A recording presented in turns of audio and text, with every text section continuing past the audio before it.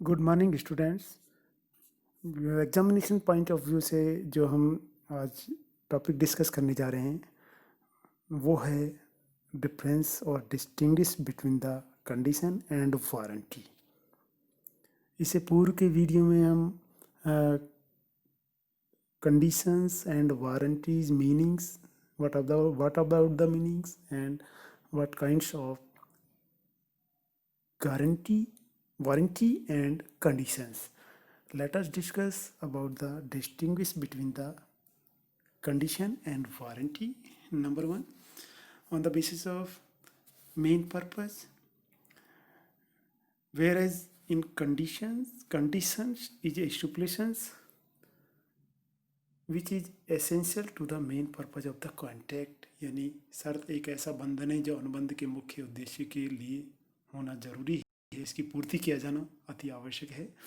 whereas the warranty is collateral to the main purpose of the contract, जबकि आश्वासन अनुबंध का केवल सहायक उद्देश्य होता है, कोलेटरल या सेकेंडरी उद्देश्य होता है। इंपॉर्टेंस के basis on the basis of importance conditions in the contract, A conditions is an important, बहुत ही इम्पॉर्टेंट और बेस ऑफ द कॉन्ट्रैक्ट। जो कंडीशंस होती है वो माल के विक्रय अनुबंध के लिए एक तरीके से आधार या बहुत ही महत्वपूर्ण भूमिका रखती है, जबकि अनुबंध में जो कॉन्ट्रैक्ट में जो वारंटीज है वो इतना इम्पोर्टेंट नहीं होती है जितना कि कंडीशन होती है, क्योंकि जो वारंटी है वो अनुबंध की आधारशिला या आधारभूत नहीं होती है। Number third, on the basis of transfer of ownership और स्वामित्व का हस्तांतरण,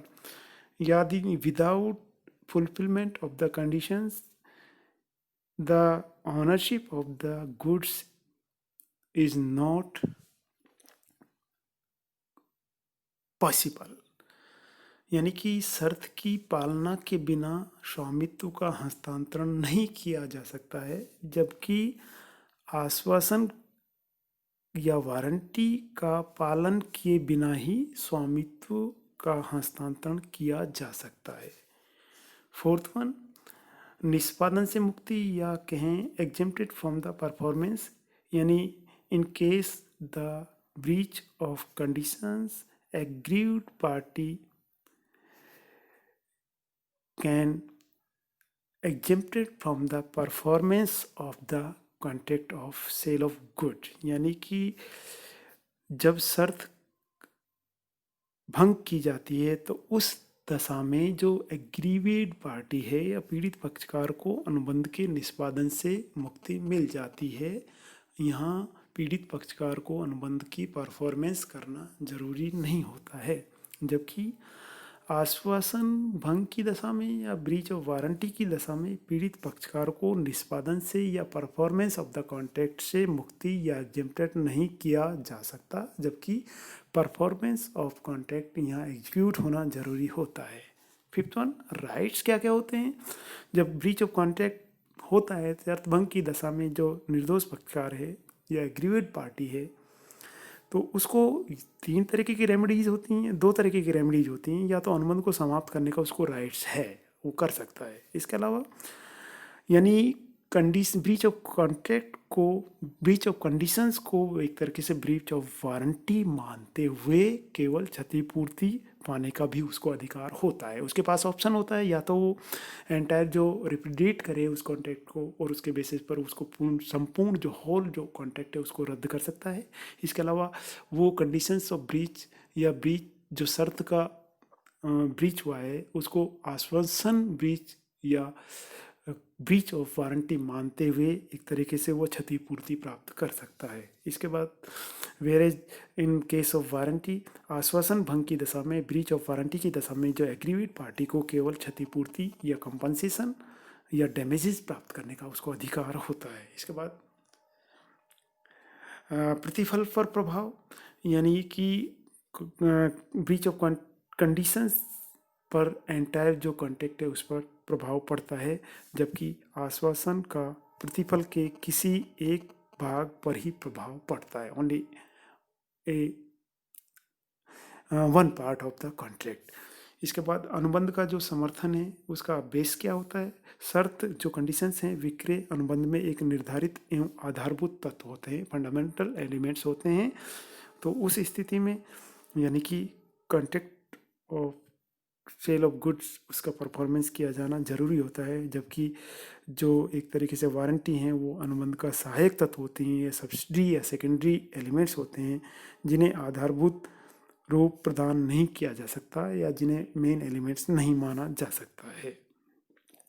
इसके अलावा शर्त भंग और आश्वासन भंग यानी कि विशेष दशा में जब ब्रीच ऑफ कॉन्ट्रैक्ट माना जाता है और अनुबंध को प्रवर्तित कराया जाता है, यानी कि जब स्पेशल कंडीशंस में शर्त भंग को यानी ब्रीच ऑफ कॉन्ट्रैक्ट कंडीशंस को जब ब्रीच ऑफ वारंटी मान लिया जाता है तो अनुबंध को एनफोर्स या अनुबंध की परफॉर्मेंस पक्षकार कर सकते हैं, जबकि आश्वासन भंग को शर्त भंग नहीं माना जा सकता।